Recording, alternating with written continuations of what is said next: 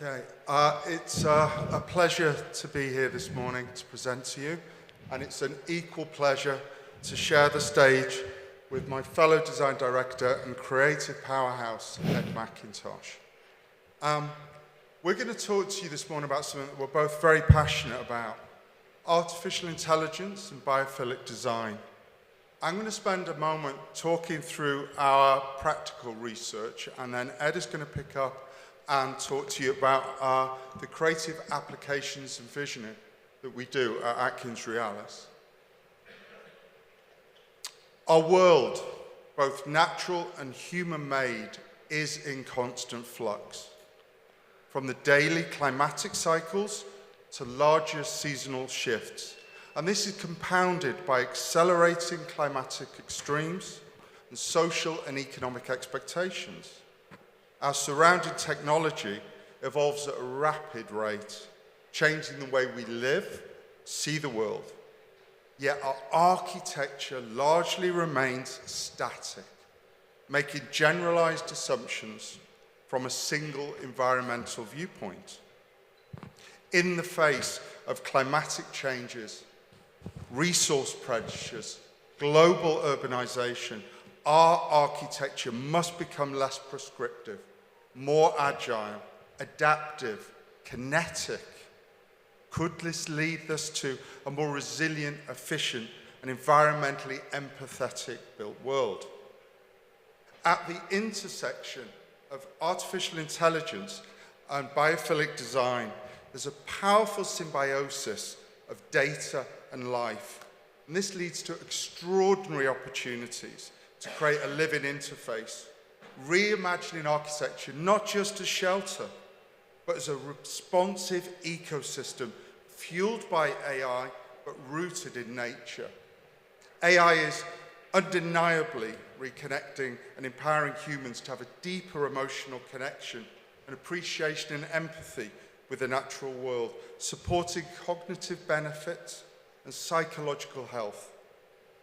Biophilic design aesthetically resonates with the human condition, and with AI achieves an objective environmental framework for sustainability through the adoption of smart building technologies and eco-materials. AI's well-known capabilities for machine learning, the generation of complex algorithms and predictive analytics will identify and anticipate behavioral patterns and influences, creating smart, adaptive, and immersive environments. The capacity of AI to process a wide-ranging, concurrently happening data transcends generalized solutions, offering constantly evolving and tailored, customized environments to personalize the occupants and the individual needs. Let's talk about some general principles in the applications. Let's get really practical. We can look with AI and biophilia to intelligent systems, calibrating artificial lighting, sun and shade, optimizing natural light, and reducing, obviously, energy consumption.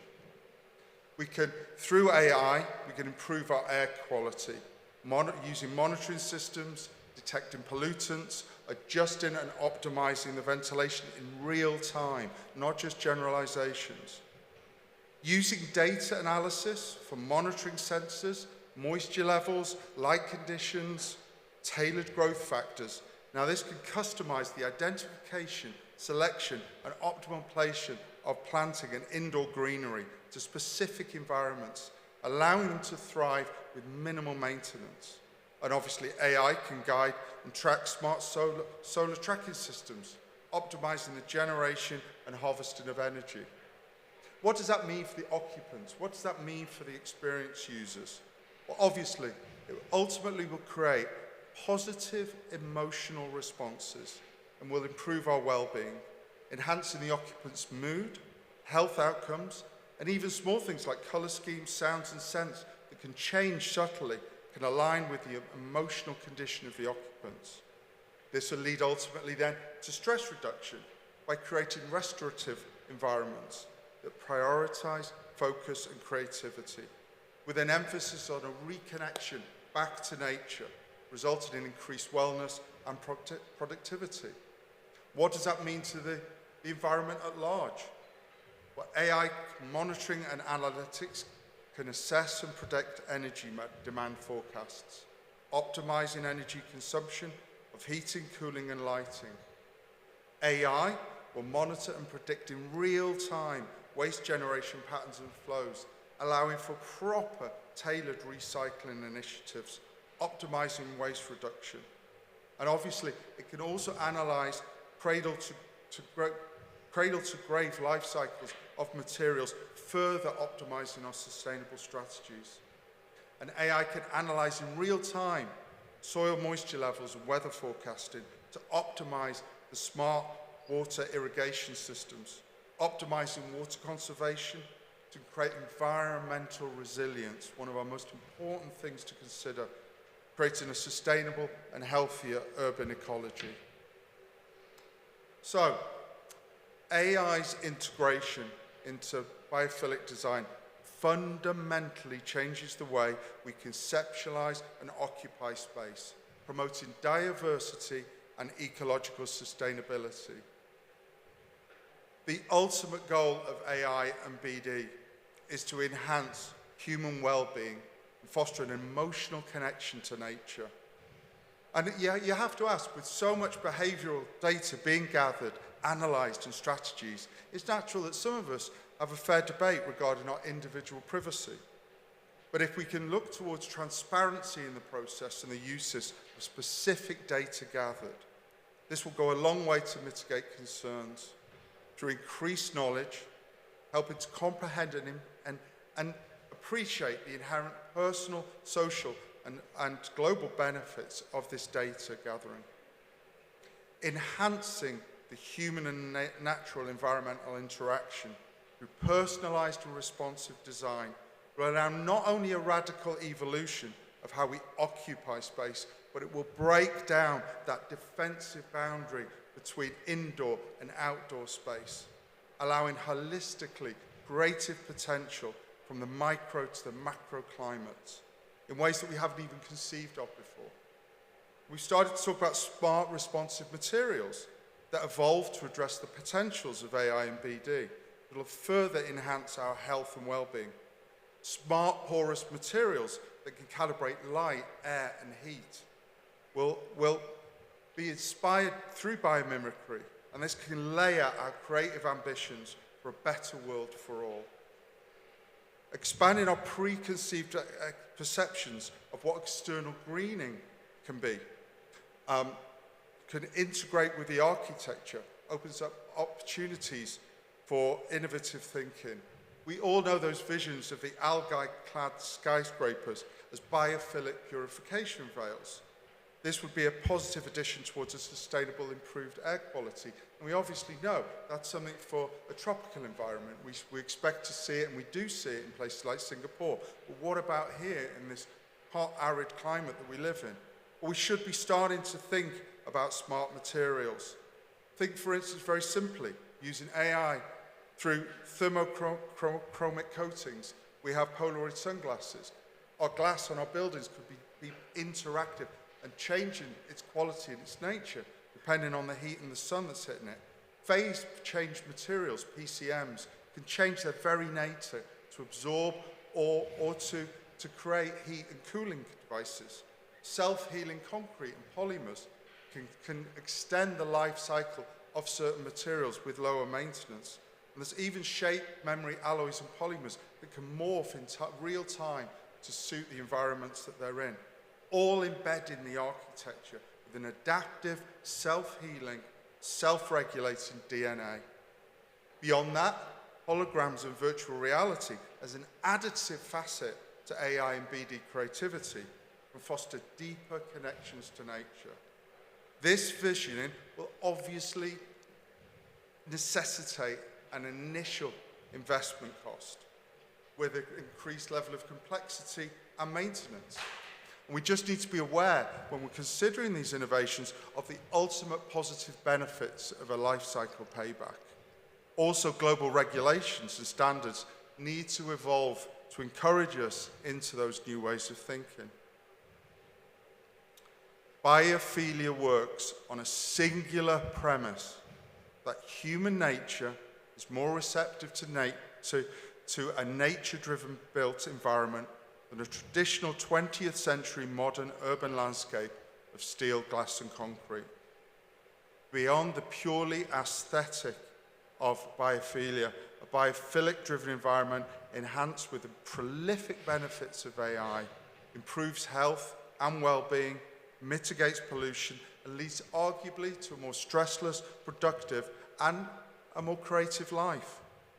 More than anything, the new vision of new biophilic and adaptive environments for us all is within our grasp and is achievable. We only need the will. And on that great segue, I'm now going to pass you over to Ed, who's going to show you the will through our creative applications of visioning. Thank you so much, Max, and good morning to everyone. So I think Max has very eloquently outlined the sort of great expectations we have in the studio in terms of what AI can do for us in terms of developing biophilic design, right? I think one of the key things is, at least for me philosophically, it seems, I'm not an expert, but it seems that the way AI works in terms of machine learning and its own evolution is very similar to the way nature develops. So we do see some, at least from a philosophical point of view, correlations between those two realms.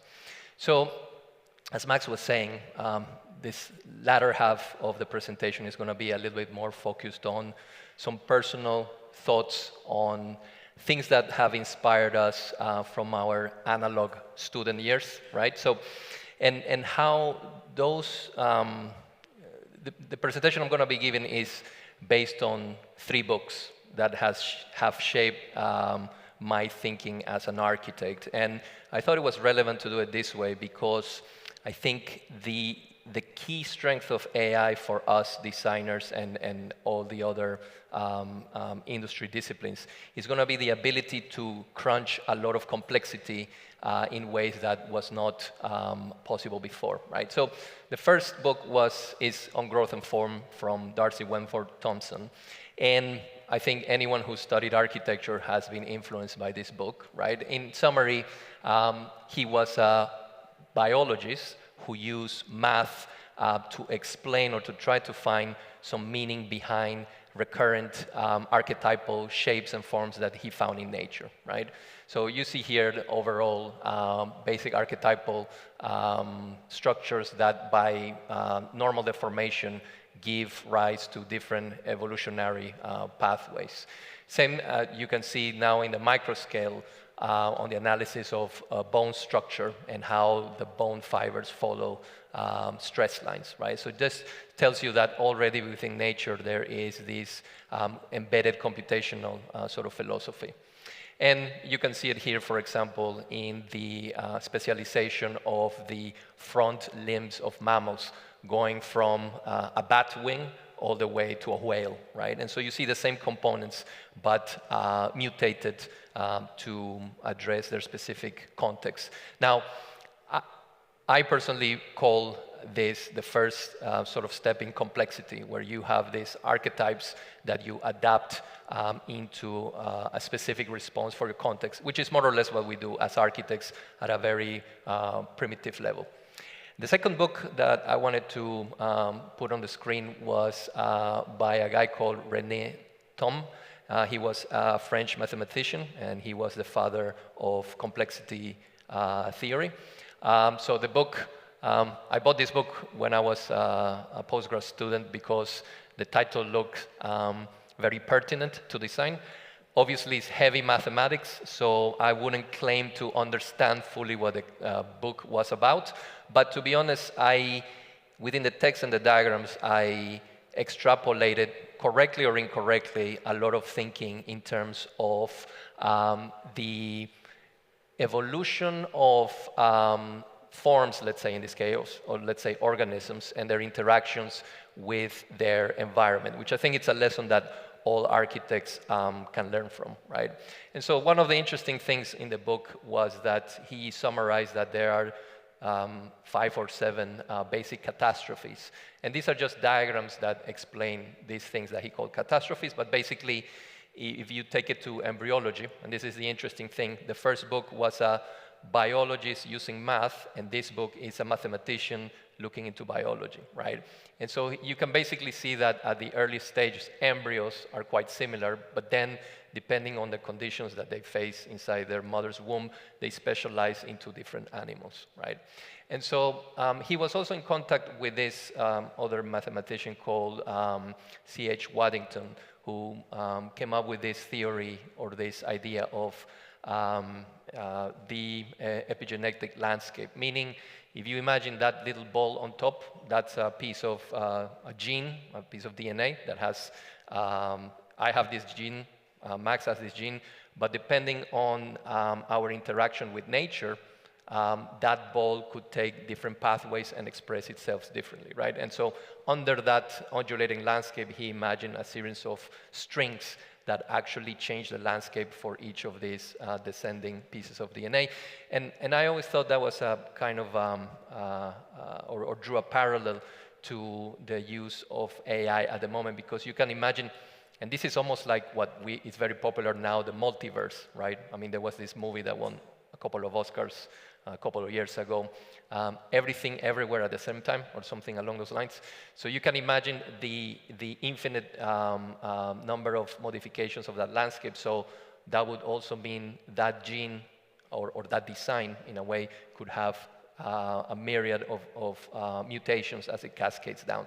So in our analog days, it was very difficult for architects to be able to crunch the huge amount of data and variability that a scenario like this put forward. But now I believe that, Max, for example, outlined a number of very compelling uses for AI, right? And God knows how many more uses are going to be discovered down the line. But the one thing that we know is that the key strength that AI brings to the table is, again, the ability to crunch with brute force a lot of a gigantic number of options in a very fast time. I think the interesting thing is, I mean, we are in a world of AI, and we use AI in machine learning in many ways in the office, but I'm still a fan of human intelligence, and I am by nature a bit of a contrarian. So as much as we encourage and use a lot AI in the office, I'm always challenging the team. I'm always kind of saying to the team when they show me something we produce in an AI, I'm not very impressed. A human can still do it better, right? But the reality is that there are many aspects in which this huge ability to crunch information is going to be quite advantageous. But I just wanted to say that I still think human intuition still, at this moment, maybe next year we will lose to AI, but at the moment, great architects from the past with human intuition have probably managed to crunch this vast amount of data intuitively in their heads, right? And the third book I wanted to talk about is called 1,000 Years of Nonlinear History by Manuel de Landa. And this is, he retells part of the story of the last 1,000 years, but not from a historical point of view, but from a materialistic point of view. What that means, I'll try to give an example quite quickly. He says that forms in the environment, at the macro scale, in terms of the geography and geology of a place, actually are, in a way, complicit or let's say, have shaped the way in which civilizations have developed. So one example, in the times where we didn't have machines for travel, Europe, for example, and its predominance in the world, you could say, he claims that it's because mostly of this coastline and its topography, because it allowed for the Mediterranean especially, but you can say the same about the North Sea and the Baltic Sea. The amount of peninsulas, protected bays, and islands that it had, and the fact that maritime navigation was the fastest way to go from point A to B, actually help first the Mediterranean and then the rest of Europe to have an advantage in terms of its evolution. And you can clearly see in Europe up to this day, there are very small countries with very local cultures, but they were close enough to exchange their culture and their goods, but protected enough by these geological features to develop their own particular identity, right? So now, just to close off, a little bit on how we use this in the office, partly the instinctual part and partly crunching numbers with AI and machine learning. So this is one of our projects, New Muraba in Riyadh, with the master plan called New Muraba and the icon, the future icon of Saudi Arabia, the Muqab. So here you can, I put it as an example of how through this instinctual kind of approach, we created a feature, the key dominant feature in this master plan, the wadis, that are actually a stormwater management feature, which also aligns to the foundational myth that we created for the project, and which was part of the reason we won this competition, and how totally disparate things like the relation of the master plan to the historical Wadi Hanifa and what it means to Riyadh, but also creating and converting it into a sustainable feature, are things that at a human level we can still create with our minds. But if we add more layers of complexity, AI for sure will be a tool that we really need to expand how many more layers of correlating meaning we can put into projects. This is the interior of the Muqab, as an example as well. This is tower that is inside the cube. And one of the things, or the features that stand out for this tower is the fact that we overlaid a number of goals that we had. One from an expression point of view of how it would be of the vernacular Najdi language, but futuristic, but also how it would be a 360 tower, never seen before, that would immerse or allow people who stay in the hotel habitation of the tower to be immersed into this holographic experience. And the last image I wanted to show in terms of how we correlate all these, or we overlay all these spheres of meaning. This is actually up for an award tonight. It's the Equestrian Center, the Royal Diriyah Equestrian Center in Riyadh. And when we were doing one of the venues within the precinct, the indoor polo and equestrian arena, we tried very hard to merge the structural expression of the building, of the venue, with some interpretation of the local nature, the palm trees, the date palm trees that we had on the site. And the reason we did that was mostly because in Najdi vernacular, there was no reference apart from forts and institutional buildings of this scale, right? So we had a rule, a design rule within, when we were doing the competition, which was, it either looks like an evolution of Najdi vernacular, or it looks like some feature of the natural landscape in Riyadh, right? And so through form-finding exploration, we managed to create a structural response that in this case alluded to, again, local nature from the site. So again, I do think people, or architects, let's say, throughout history have been able, through their imagination and instinct, to come up with things that are probably even more amazing than what I've shown you. But I think this era is heralding an augmentation, perhaps, of that, of those skills and that intuition with the use of AI. Just to say that, I guess my message is that it's not either human or AI. It will become some sort of symbiotic, mixed and meshed sort of relation, which I don't know if if I'm happy or scared about, but it does seem that that's the trajectory. Thank you very much.